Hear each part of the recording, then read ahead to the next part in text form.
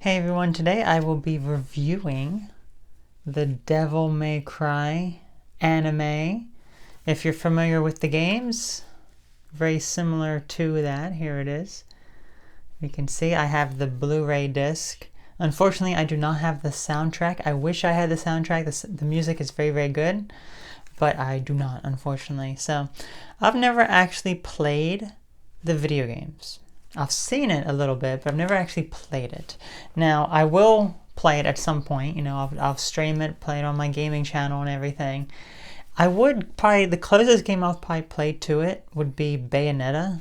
And even then, it's really not that similar. Like Bayonetta is a lot more fast action, whereas this one, it's not as fast, but even just like some of the premise is somewhat similar because it follows this man here. His name is, well, first of all, this is only 12 episodes compared to like another anime. Like usually a lot of the animes that I've seen before, 26 episodes. This is like a small little series. It's not that much, and they're pretty much like individual episodes. They're really, there is like an overall story, but it's not, much. It's about this man here. His name's Dante. He's a demon hunter, and he's always in debt.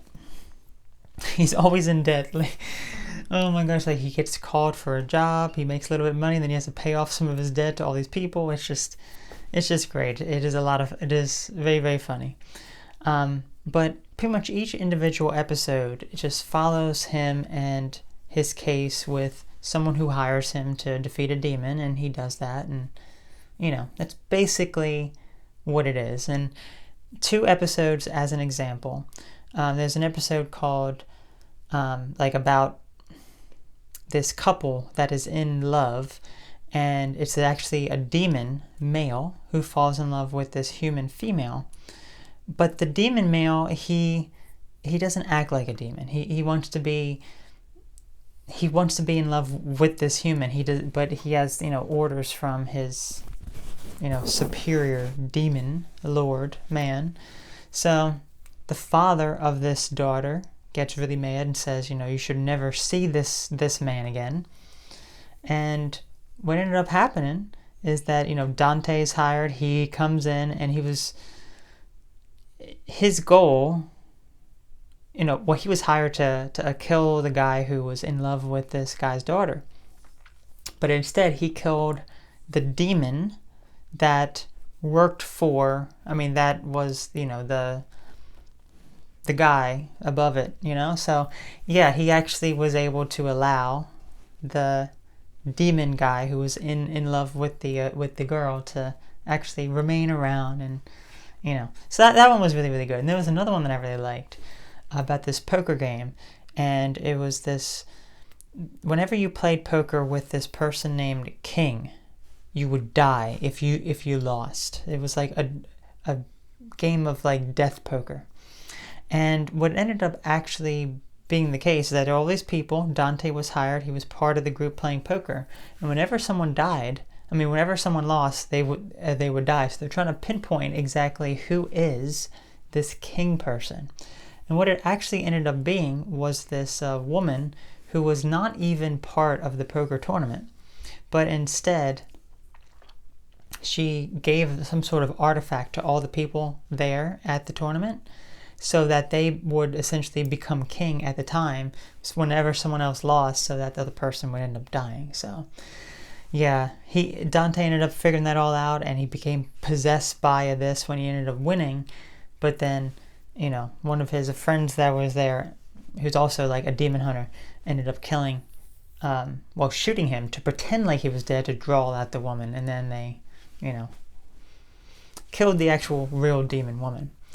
But anyway, some of the characters in it as well, you have the Dante demon hunter. You have a girl named Patty. She's a young girl, and it's kind of funny because her voice actor, I remember just listening to it, it's like, this voice actor sounds familiar, and it's Super Milk-chan from it's Milk from the Super Milk-chan show. Very, very, very, very strange, but you have her, and then you have someone named Lady, which that's actually her name. She's a female demon hunter.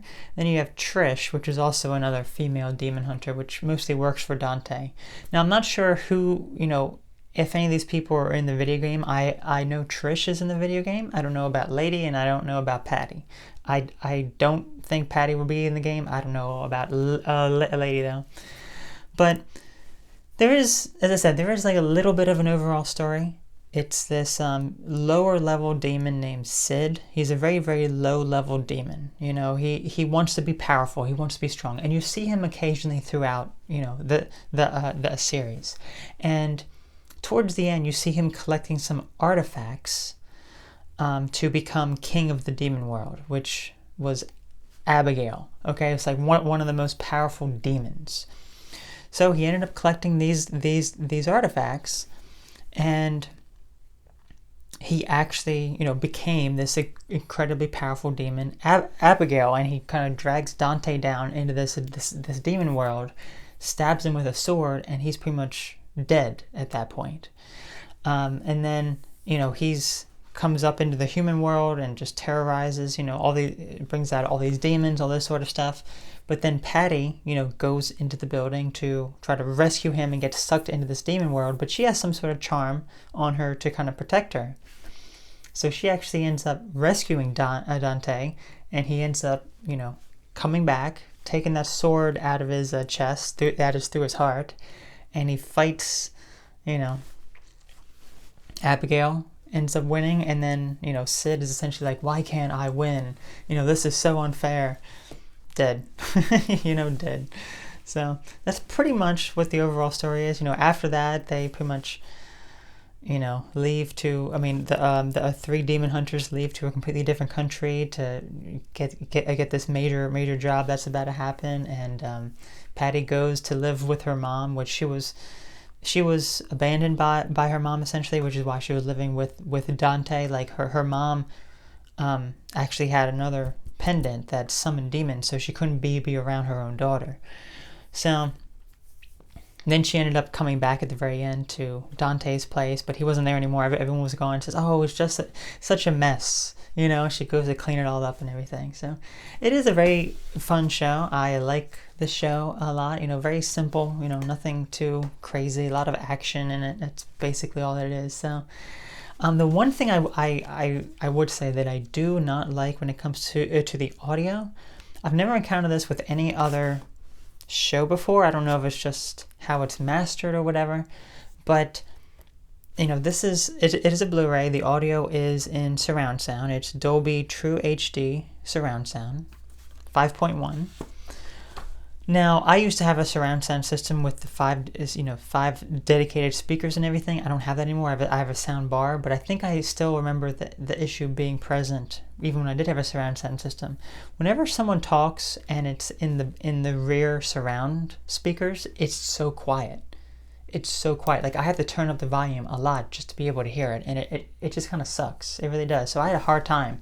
Like, if someone's behind the camera, someone's off in the distance or whatever, and I have to turn up the volume really loud, and then you hear, some action coming in, it's like really loud. It's like, oh, so that's the only thing I really don't like, but I don't know if that's just my sound system or it's just, I think that's how it was, because this is, I watched this both times on my old sound system and my new one, and yeah, so that was it. You all take care, everyone. Let me know if you've ever played the game, ever watched the anime. I really like it. So, yep, have a great one. Bye-bye.